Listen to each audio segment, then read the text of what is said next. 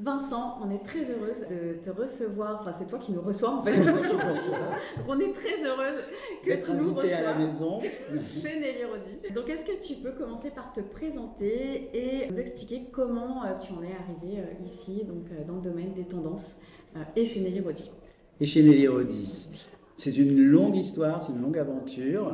Donc, je suis Vincent Grégoire, je dirige le pôle Consumer Trends et Insights, la prospective chez Nelly Rodi. J'étudie l'évolution des comportements de consommateurs, de leurs attitudes, leur mode de vie, la société en général. Et je suis aussi le monsieur RSE au sein de l'agence. Je suis arrivé chez Nelly Rodi un peu par hasard, il y a 33 ans. Moi, je suis un dinosaure, j'ai fait une carrière dans une boîte depuis de très nombreuses années. C'est peut-être moins le cas avec les nouvelles générations, ça paraît un peu surprenant. Donc j'ai eu la chance de grandir au milieu de cette effervescence créative rennaise, en voulant faire de la mode. Mon père trouvait que ce n'était pas un métier, donc il m'a dit l'architecture c'est quand même plus honorable, plus noble. Tu feras de l'architecture, d'autant qu'il y a plein de gens dans la création qui viennent de l'architecture, il y a des maths, tout ça sera très bien.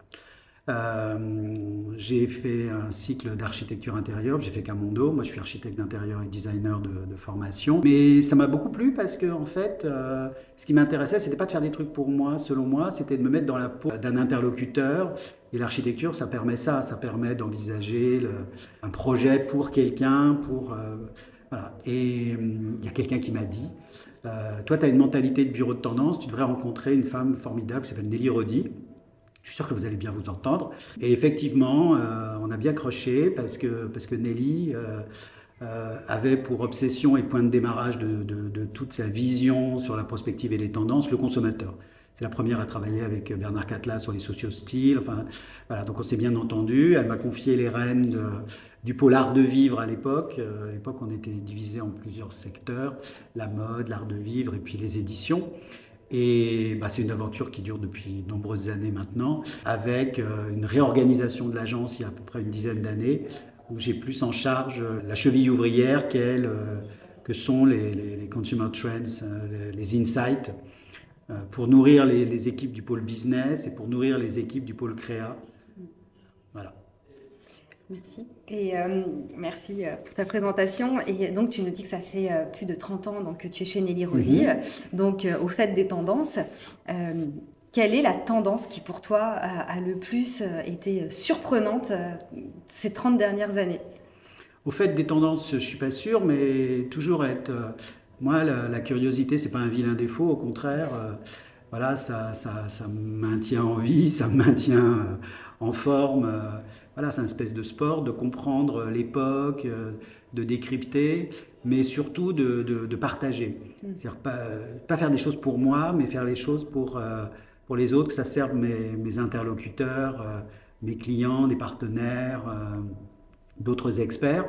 Donc c'est toujours comprendre où va le monde, sans cesse se remettre en question pour avancer, pour faire avancer la société. D'où la raison d'être Nelly Rodi, c'est voilà, de manière à déterminer dans les tendances ce qui va être bon pour avoir toujours ce coup d'avance et être toujours désirable et performant. Donc moi je suis toujours surpris par tout. Tout m'intéresse, tout m'interpelle, toutes les disciplines. Ça va des maths à l'astrologie, à la gastronomie, à la création, à la littérature. Bon, peut-être un peu moins les nouvelles technologies parce que je suis d'une génération qui n'est pas née, qui n'a pas grandi avec ça, donc il a fallu les approprier. Mais tout m'intéresse, tout m'interpelle. Voilà, je ne suis pas plus déterminé sur quelque chose en particulier. Sinon, essayer de mettre tout ça dans l'ordre, de ranger ces rapports d'étonnement. Moi, mon boulot, c'est d'aller à la pêche à des signaux faibles. C'est quoi les tendances ? Les tendances, c'est toujours des éléments disruptifs, des éléments dissonants, des éléments portés par des personnalités à l'avant-garde qui osent. Mais il y a plein de gens qui osent des tas de choses disruptives.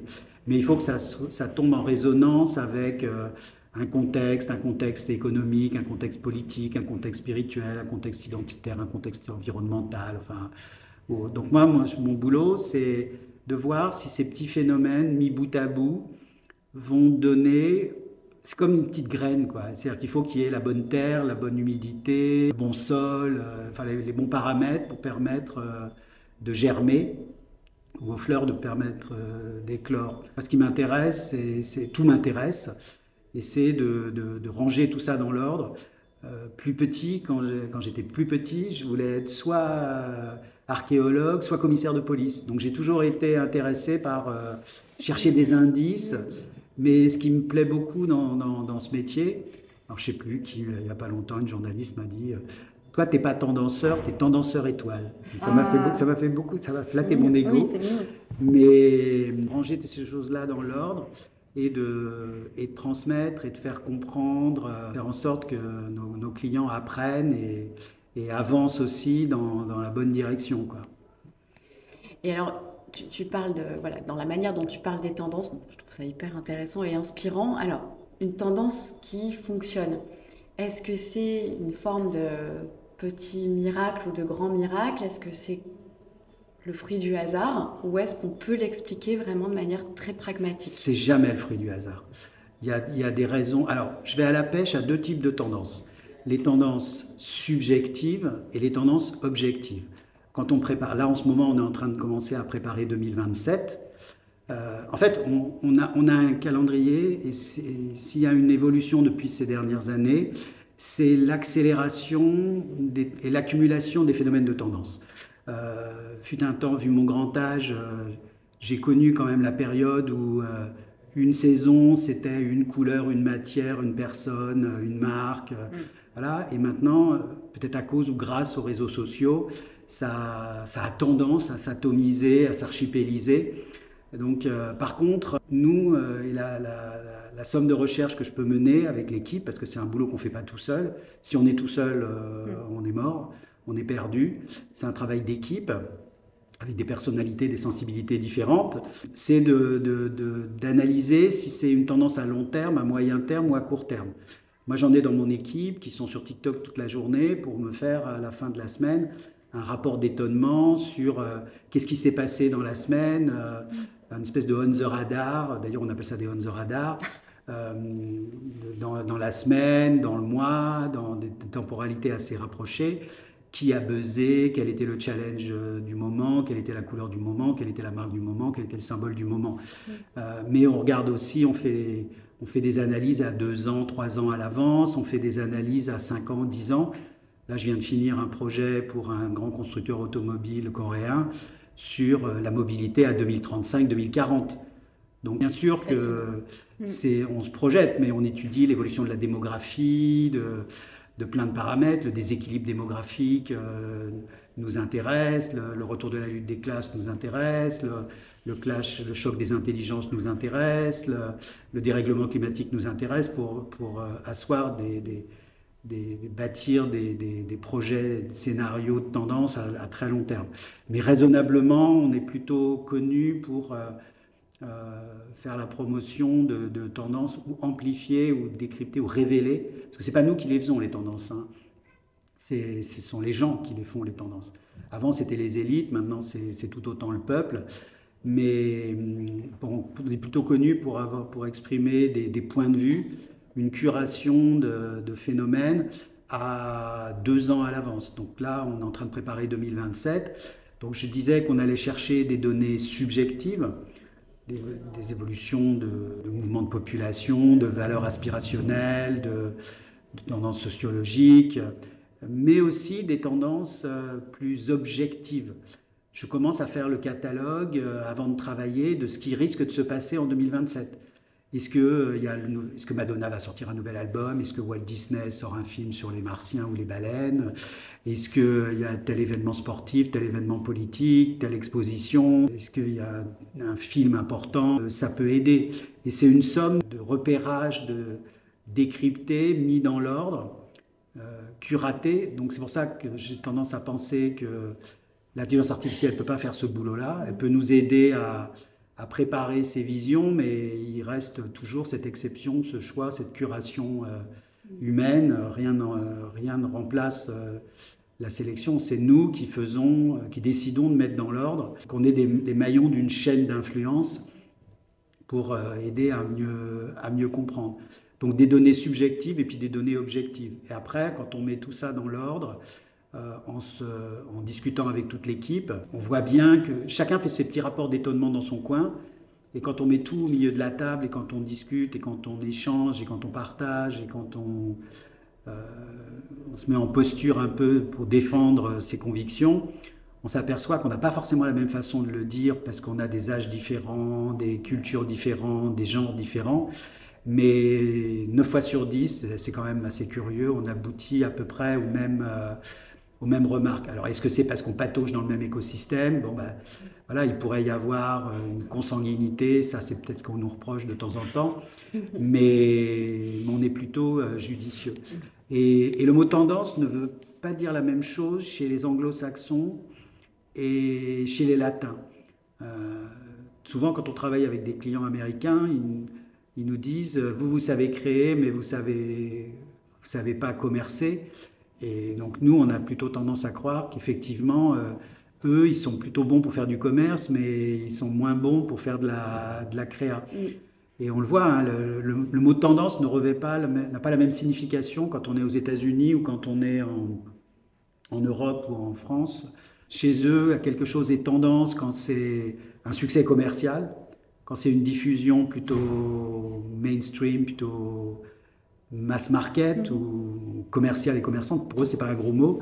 Pour nous, une tendance, c'est presque un gros mot, qu'elle soit commerçante et commerciale, qu'elle se diffuse. Nous, c'est plutôt la niche, le côté branché, pointu, limité, qui va nous intéresser. Et à partir du moment où ça devient un phénomène commercial, c'est plus tendance. C'est plus tendance, ou c'est moins tendance, ou c'est tout d'un coup moins intéressant. Mais c'est pas des générations spontanées, ça arrive pas comme ça, from scratch. On fait des calculs presque mathématiques, justement avec l'aide de l'intelligence artificielle, pour comprendre les hybridations de comportements, les valeurs qui restent, les valeurs qui mutent, qui évoluent. Donc il faut savoir d'où on vient pour savoir où on va aller, quoi. Mais les choses n'arrivent pas comme ça. Donc c'est pour ça qu'on peut distinguer des méga trends, des phénomènes. Voilà. Mais il y a des choses qui peuvent être aussi totalement inattendues, qui peuvent casser les codes. Tout ce qui s'est passé cet été avec Very Demure, Very Mindful, on n'est pas capable de prévoir des événements comme ça, spontanés, qui buzzent sur les réseaux sociaux, qui apparaissent, disparaissent. Par contre, le fond de l'histoire, l'ironie, la fantaisie, le besoin de mettre des propositions décalées, très surréalistes, ça, on avait ça dans le scope, quoi. Ça fait partie des fonds de tarte qu'on a identifiés. Est-ce que pour nos auditeurs, tu peux juste expliquer rapidement ce qu'était cette trend justement que tu viens de citer? Ouais, une personnalité alternative, queer, a sorti cette expression sur les réseaux sociaux, justement pour se moquer de cette tendance majoritaire qui est le quiet luxury, qui vire au boring luxury, qui est très conventionnelle, propre sur elle, et c'est une personnalité qui est en cours de transition de genre, qui se maquille, qui est assez forte, qui a de la présence, qui a du caractère. Et justement, cette phrase veut dire discrète, modeste, dans le rang, enfin justement, tout à fait moi, quoi. I'm very demure, very mindful, c'est tout à fait moi, pour se dire, mais attendez, je suis dans le système et je me moque du système. Du coup, c'est devenu un phénomène viral absolument hallucinant. Même les équipes des démocrates américains ont repris l'expression pour faire passer des messages auprès des jeunes. Enfin, voilà. Mais ça traduit, c'est une expression peut-être un peu anecdotique d'un besoin plus profond de se moquer du système parce qu'on est en perte de repères, parce qu'on doute, on est dans les incertitudes, dans les doutes, on ne sait pas de quoi demain va être fait, on a un peu peur. Est-ce que c'était aussi bien avant? Parce que le présent fait plus rêver, donc on est dans une temporalité un peu chahutée. Donc on a besoin de s'inventer des nouvelles réalités, des réalités augmentées. On a besoin pour certains, de clash, d'aller à l'affrontement très agressif. Mais il y a d'autres consommateurs, d'autres personnes qui ont besoin de prendre les trucs à contre-pied. Je prends un exemple. Dans ces tendances surréalistes, le gâteau au citron de Cédric Grolet, voilà, qui chahute la pâtisserie traditionnelle avec un gâteau qui ressemble à un citron, mais quand vous le mangez, ça n'a pas du tout le goût du citron. Donc c'est un peu shocking, on croit que mais c'est illusion, mais c'est artifice, mais c'est fantasy, voilà. Donc ça fait partie des quatre grandes tendances qu'il peut y avoir en ce moment. Ce besoin de surréalité, vu les expos qu'il y a à Beaubourg. Enfin, voilà, il y a plein de signaux comme ça autour de ces... Je suis très bavard. Hein. On adore. Mais pour faire le lien, on a reçu Éric Briol, justement, qui nous parlait de son dernier livre. Et pour évoquer la Gen Z, cette génération, par rapport à cette fameuse Gen Z, comment est-ce qu'elle influence finalement les tendances, les trends? Je ne sais pas si j'utilise le mot en français ou en anglais, mais est-ce que la Gen Z a un vrai pouvoir? Tu évoquais le fait que tes équipes regardent TikTok toute la journée, mais qui est-ce qui a le plus d'influence? C'est la Gen Alpha, ou elle est trop petite, la Gen Z, les millénials, ou c'est vraiment là cette Gen Z qui s'impose sur ces tendances?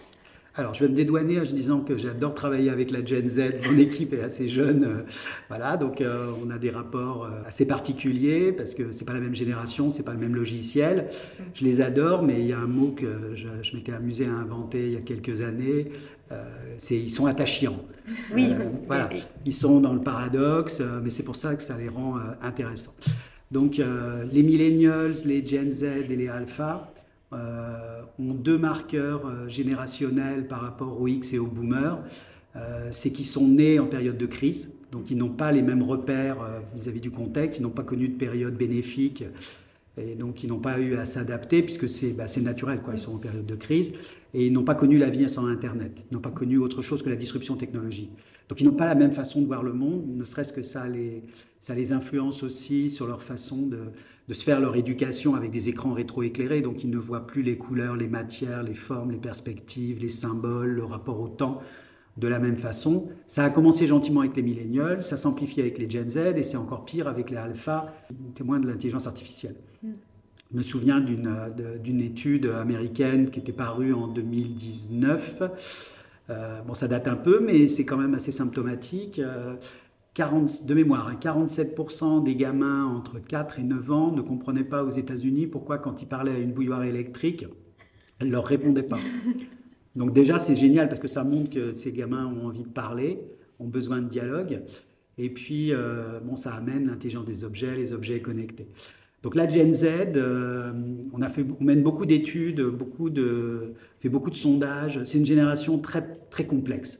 Avant, les millennials étaient dans le paradoxe, quelque chose et son contraire.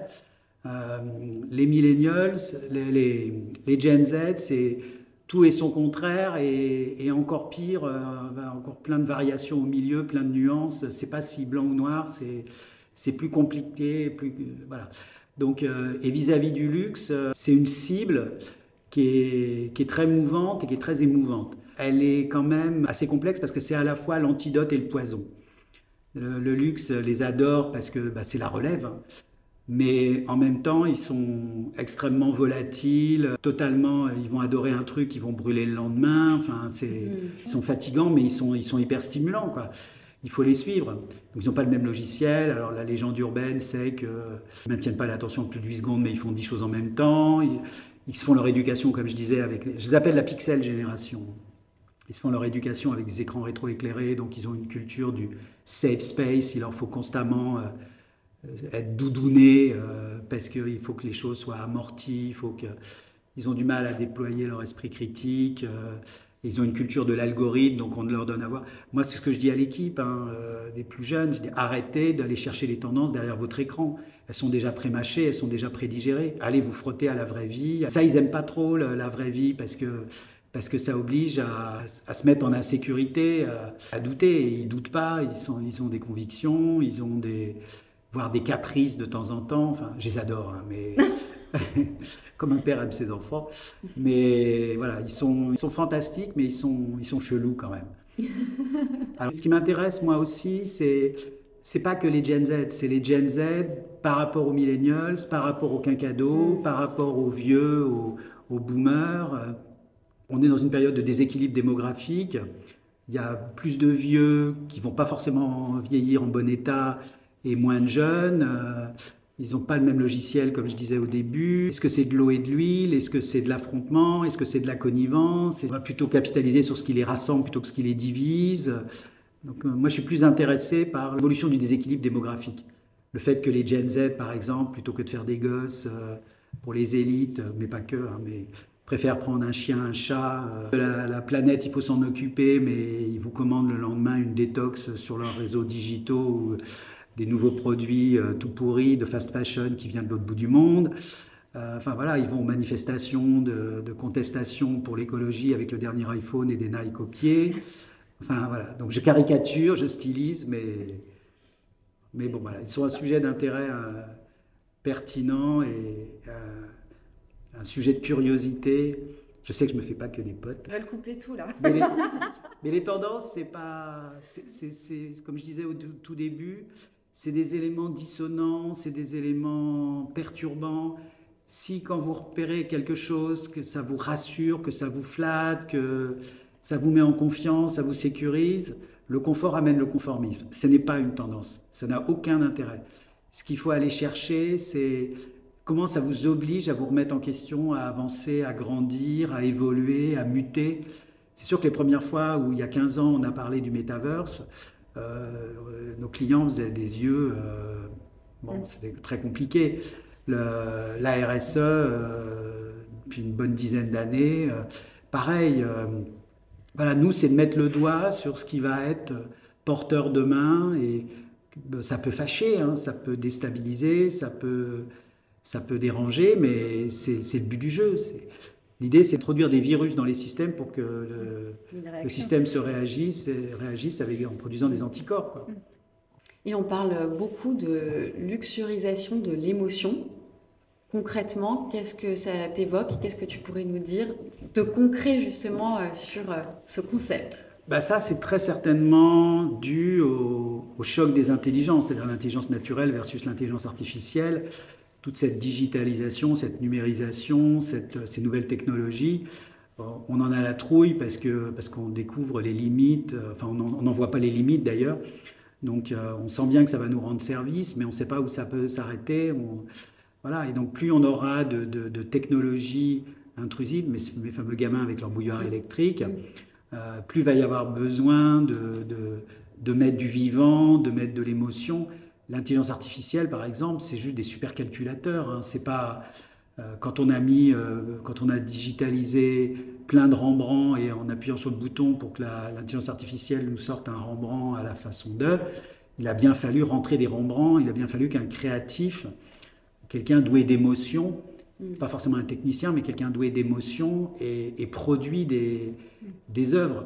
Donc c'est pas génération spontanée, là c'est pareil. Donc la luxification de l'émotion, ça va être un luxe de mettre du vivant, du sensible, de l'humain, du poétique, de l'ironique. Ça, la machine, elle n'est pas capable de le faire. Enfin, pour l'instant, elle n'est pas encore capable de le faire. Mais elle peut super calculer. Nous, on travaille avec de l'intelligence artificielle, ça nous simplifie la vie, ça va chercher des données, ça va chercher des références, mais ça ne fait pas le taf. Ça nous dit qu'il y a eu beaucoup de robes rouges sur les défilés, ça nous dit que machin ou bidule est dans la lumière, et après, notre boulot, c'est d'envisager, c'est de se projeter, c'est d'envisager des scénarios, de faire de la prospective, de faire des choix. Alors des choix qui peuvent être casse-gueule, hein, des choix qui peuvent être concrets, qui peuvent déplaire, qui peuvent au contraire obliger à poser question, mais qui est une vraie curation. Donc le luxe, si à force de standardiser le luxe, d'internationaliser le luxe, on l'appauvrit en sens. Le luxe, alors c'était Lagerfeld qui disait ça, mais il avait repiqué ça à Voltaire, il disait que le luxe c'était un impôt sur la vanité.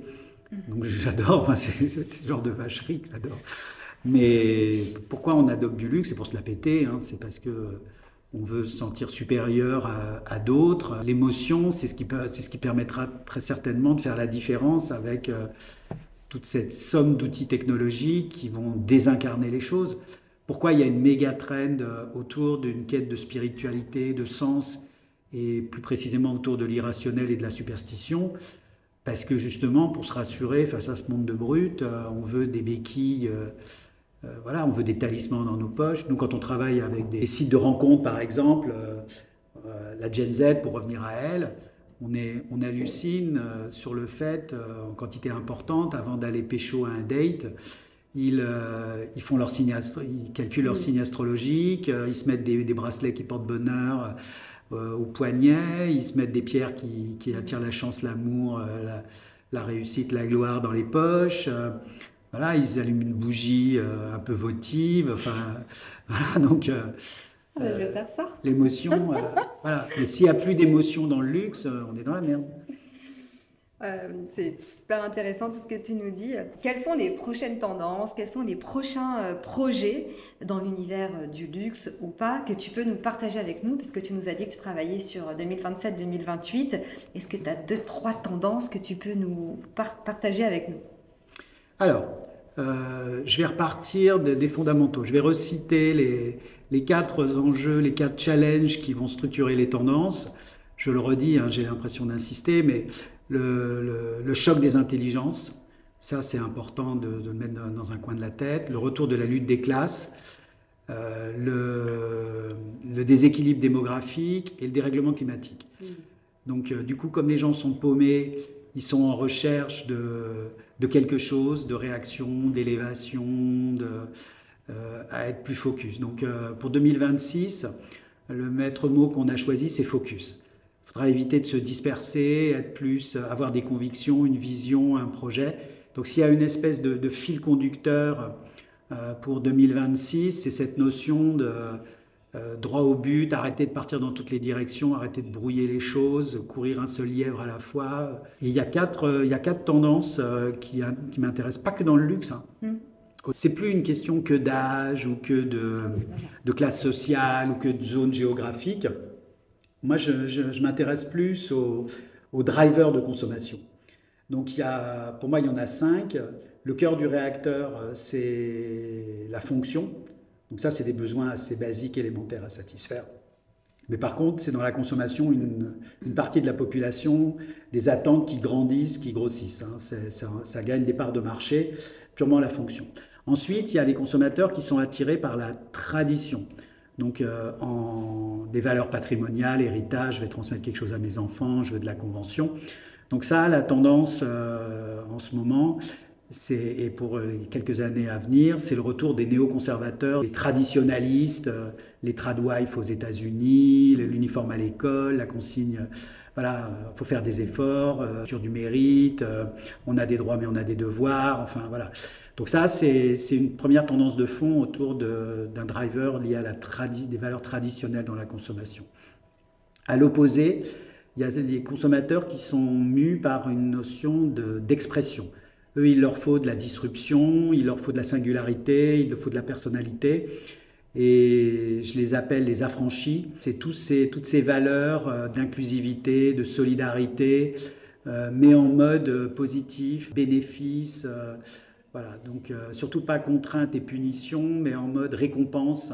C'est des 12 utopistes, vivre ensemble, comment créer les situations pour vivre ensemble, faire face au handicap, inclure la différence, la dissonance. Voilà. Pour la petite histoire, il y a une expo au Victoria and Albert Museum en 2025 sur la mode et le handicap. Voilà, c'est des sujets comme ça qui peuvent nous intéresser. Ensuite, il y a des consommateurs qui vont réagir à l'émotion. Donc leur driver de consommation, c'est j'aime, j'aime pas. C'est eux qui mettent plus d'irrationnel, voilà, de gris-gris, de fétiche, de porte-bonheur. Eux, ils consomment avec leur tripes, ils consomment avec leur cœur. Et ceux-là, cette cible à venir, je les appelle les fantasques. Eux, ils veulent s'échapper de la réalité avec des nouveaux imaginaires, des nouveaux territoires, nouvelle sensualité, une nouvelle gourmandise, un nouveau plaisir. Eux, leur focus, c'est justement de dériver le regard, d'arrêter d'être focus que sur un point, c'est d'être focus un peu sur les bordures. Et puis le dernier profil, qui eux fonctionnent à l'inverse de l'émotion, qui est purement la raison. Donc leur conso, elle est drivée par leur cerveau. C'est très rationnel, c'est d'où ça vient, qui l'a fait, pourquoi c'est fait, comment c'est fait, avec quoi c'est fait. Enfin voilà, eux, très, très pragmatiques, ouais, transparence, traçabilité, voilà, quitte à cliver. Et ce qui se prépare, c'est des postures très radicales, des postures beaucoup plus activistes, militantes, faire des choix. Alors pour le coup, eux, ils sont super focus, c'est microscope électronique, quoi. Ils vont à profondeur autour d'un truc. Des concepts autour d'une couleur, d'un ingrédient, d'une matière, une idée, le retour des nonos. no make-up, no children. Là, il y a en ce moment une tendance aux États-Unis, c'est des concerts ou des boutiques no parfum. C'est-à-dire, vous rentrez pas si vous êtes parfumé. Voilà, donc c'est l'évolution de certaines cultures dites inclusives qui finissent par devenir exclusives. Mais ils sont sur des pistes très solutionnistes, très sur la résolution des problèmes, qui prennent à bras le corps. Et il faut faire des choix, quoi. Pamela Anderson avec son no make-up, des chefs véganes qui produisent des livres manifesto, enfin voilà. Donc des postures. Donc en gros, quatre grandes familles, quatre grandes postures consommateurs et quatre grandes valeurs attachées à chacune de... Ce qui ne veut pas dire qu'on va se laisser enfermer dans une des valeurs, mais on peut être un peu l'un la journée, un peu l'autre le soir, ou un peu la semaine, un peu le week-end. Voilà, on peut composer, mais il y a quatre grandes pistes précises. Merci. Merci. Merci beaucoup. Et est-ce que pour finir, tu veux bien partager avec nous, Vincent, ton mantra, vraiment ce qui te donne de l'énergie le matin? Moi, j'ai l'habitude j'aime bien me réveiller avec Sylvester, le chanteur Sylvester, et tout ce disco feel good. Donc voilà, mon mantra, ce serait justement de démarrer le matin avec une musique disco pour foutre du peps, pour foutre de la pêche toute la journée. Mais sinon, il y a une phrase je crois que c'était René Char qui disait, je ne suis pas sûr, qui disait « Ce qui vient au monde pour ne rien troubler ne mérite ni égard ni pitié ». Donc voilà, c'est pour ça que les tendances qui perturbent, qui déstabilisent, moi ça m'intéresse. Voilà, quand ça choque un peu, quand ça oblige à se remettre en question, quand ça déstabilise, quand ça oblige les uns et les autres à en revenir un peu de ces idées préconçues, de ces préjugés. Voilà. Ben, merci. Super, merci beaucoup. Merci beaucoup. infiniment pour tous ces partages et c'est terminé.